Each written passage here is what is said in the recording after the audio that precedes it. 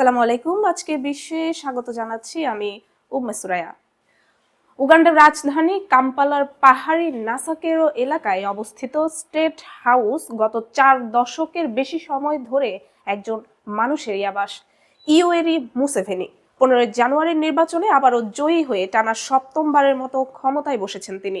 81 বছর বয়সী এই নেতা এখন বিশ্বের তৃতীয় দীর্ঘ সময় ধরে ক্ষমতায় থাকা সরকার প্রধান।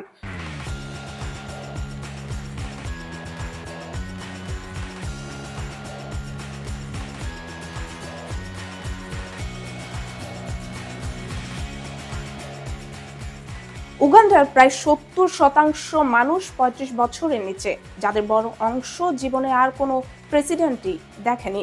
নির্বাচনে জনপ্রিয় বিরোধী প্রার্থী ও সঙ্গীত শিল্পী রবার্ট ববি ওয়াইন কিয়াগুলানির সঙ্গে প্রতিদ্বন্দ্বিতা হলেও নির্বাচন কমিশনের ঘোষণায় মুসাভেনি পেয়েছেন প্রায় 72% ভোট। কিন্তু বিশ্লেষকদের মতে এই ফলাফল কেবল একটি নির্বাচনী পরিসংখ্যান নয়, বরং এটি উগান্ডায় দীর্ঘদিন ধরে গড়ে ওঠা একটি কঠোর নিয়ন্ত্রণ ব্যবস্থার প্রতিফলন। উগান্ডায় মুসাভেনির ক্ষমতার প্রধান ভিত্তি হলো ভয় ও সহিংসতা। বিরোধী রাজনীতিক, সাংবাদিক ও মানবাধিকার কর্মীদের উপর নিয়মিত দমন পীড়নের অভিযোগ রয়েছে।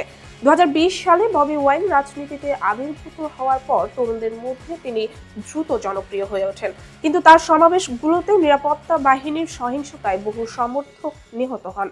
চলতি নির্বাচনের আগেও নির্বিচার গ্রেপ্তার, নির্যাতন ও বল প্রয়োগের অভিযোগ তুলেছে অ্যামনেস্টি ইন্টারন্যাশনাল।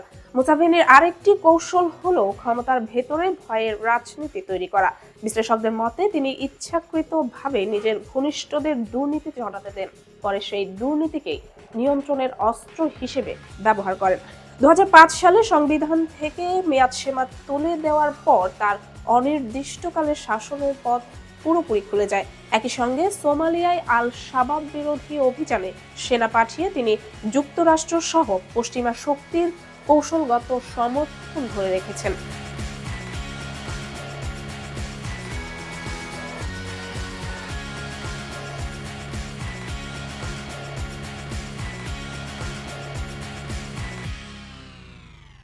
সম্প্রতি নিজের ছেলে জেনারেল মুহুজি কাইনেরুগাবাকে সেনাপ্রধান নিয়োগ দেওয়ায় উত্তরাধিকার রাজনীতির আশঙ্কাও জোরালো হয়েছে।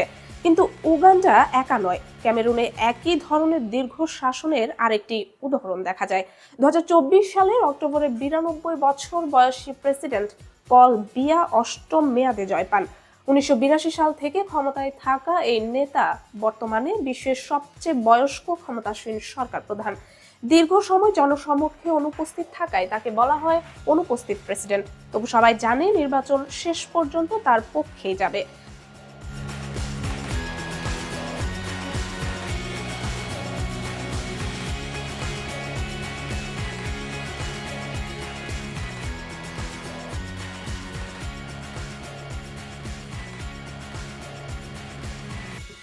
রাজনৈতিক বিশ্লেষকদের মতে ক্যামেরুন একটি নির্বাচনী স্বৈরতন্ত্র।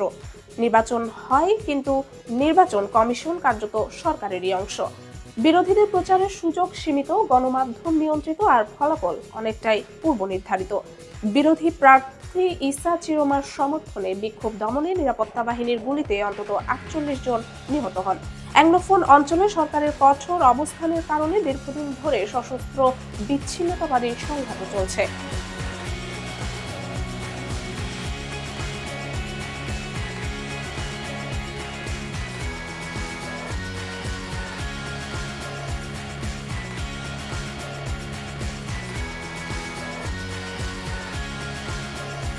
গণপ্রজাতন্ত্রী কঙ্গোতেও প্রায় একই চিত্র।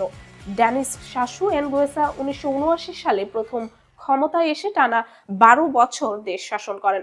নির্বাচনে হেরে গেলেও 1997 সালে গৃহযুদ্ধের মাধ্যমে আবারও ক্ষমতায় ফেরেন তিনি।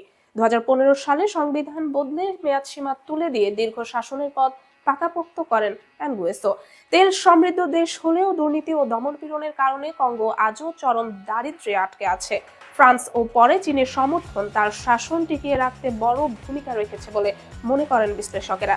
এই দেশগুলোর অভিজ্ঞতা দেখায় আফ্রিকার বহু দেশে নির্বাচন এখন আর ক্ষমতা পরিবর্তনের প্রকৃত মাধ্যম নয়, বরং ক্ষমতা বৈধ করার একটি আনুষ্ঠানিক প্রক্রিয়ায় পরিণত হয়েছে। সহিংসতা ও ভয় সৃষ্টি, সংবিধান পরিবর্তন করে মেয়াদসীমা তুলে দেওয়া, নিয়ন্ত্রিত নির্বাচন আয়োজন এবং বিদেশি শক্তির কৌশলগত সমর্থন, এই চারটি স্তম্ভের উপর দাঁড়িয়েই আজীবন শাসকরা নিজেদের ক্ষমতা টিকিয়ে রেখেছেন। তবু বিশ্লেষকরা মনে করছেন সমাধান নির্বাচন বর্জনে নয়, বরং ন্যায্য নির্বাচন আদায়ে আইনি লড়াই, সংগঠিত আন্দোলন ও নাগরিক প্রতিরোধই দীর্ঘমেয়াদে এই দীর্ঘ শাসনের কাঠামো ভাঙার একমাত্র পথ। চীনে 2025 সালেও জনসংখ্যা হ্রাস পেয়েছে, ফলে টানা চতুর্থ বছরের মতো দেশটির জনসংখ্যা কমার প্রবণতা অব্যাহত রইল। সরকারি তথ্য অনুযায়ী এক বছরে জনসংখ্যা 33,90,000 কমে দাঁড়িয়েছে প্রায় 140,50,00,000-এ। জন্মহার রেকর্ড মাত্রায় নেমে যাওয়ায় বিশেষজ্ঞরা ভবিষ্যৎ নিয়ে গভীর উদ্বেগ প্রকাশ করেছেন। 2025 সালে চীনে জন্ম নিয়েছে মাত্র 79,20,000 শিশু, যা আগের বছরের তুলনায় 17% কম। একই সময়ে মৃত্যুর সংখ্যা বেড়ে হয়েছে প্রায় 1,13,00,000, যা 1968 সালের পর সর্বোচ্চ। এই চিত্রের ফলে চীনের জনসংখ্যা কাঠামো দ্রুত বয়স্ক জনগোষ্ঠীর দিকে ঝুঁকে পড়ছে। বর্তমানে মোট জনসংখ্যার প্রায় 23% বয়স 60 বছরের বেশি, আর 2035 সালের মধ্যে এই সংখ্যা 40 কোটিতে পৌঁছাতে পারে বলে ধারণা করা হচ্ছে। এতে কর্মক্ষম জনগোষ্ঠী সংকুচিত হবে এবং পেনশন ও সামাজিক নিরাপত্তা ব্যবস্থার উপর বড় ধরনের চাপ তৈরি হবে। এই পরিস্থিতি মোকাবেলায় সরকার ইতোমধ্যে অবসরের বয়স বাড়িয়ে পুরুষদের জন্য 63 এবং নারীদের জন্য 58 বছর নির্ধারণ করেছে।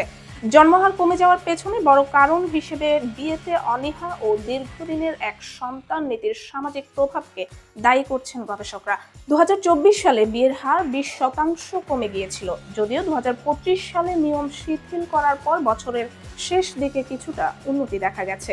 তবু 1980 থেকে 2015 সাল পর্যন্ত চালু থাকা এক সন্তান নীতি মানুষের পরিবার পরিকল্পনা ও জীবনধারায় এমন গভীর ছাপ ফেলেছে যে এখন সন্তান নেওয়ার প্রবণতা সহজে বাড়ছে না। শহরাঞ্চলে উচ্চ জীবনযাত্রার ব্যয়, আবাসন সমস্যা এবং কর্মজীবনের চাপও সন্তান নেওয়ার সিদ্ধান্তে বড় বাধা হয়ে দাঁড়িয়েছে। এই সংকট মোকাবেলায় চীন সরকার বড় অর্থনৈতিক উদ্যোগ নিয়েছে। জন্মহার বাড়াতে 2026 সাল নাগাদ প্রায় $258 বিলিয়ন ব্যয়ের পরিকল্পনা করা হচ্ছে। জাতীয় শিশু ভাতা চালু করা হয়েছে এবং আগামী বছর থেকে গর্ভবতী নারীদের সব চিকিৎসা ব্যয়, এমনকি IVF চিকিৎসাও সরকারি বীমার আওতায় আনার ঘোষণা দেওয়া হয়েছে। তবুও বর্তমানে চীনের প্রজনন হার গড়ে একজন নারী মাত্র একটি সন্তান জন্ম দিচ্ছেন, যা বিশ্বের সর্বনিম্ন দেশগুলোর একটি। বিশেষজ্ঞদের আশঙ্কা, এই ধারা অব্যাহত থাকলে শতাব্দীর শেষ নাগাদ সন্তান জন্মদানে সক্ষম নারীর সংখ্যা 3/4 কমে 10 কোটির নিচে নেমে আসতে পারে, যা চীনের অর্থনীতি ও সমাজ কাঠামোর জন্য দীর্ঘমেয়াদে গুরুতর চ্যালেঞ্জ তৈরি করবে।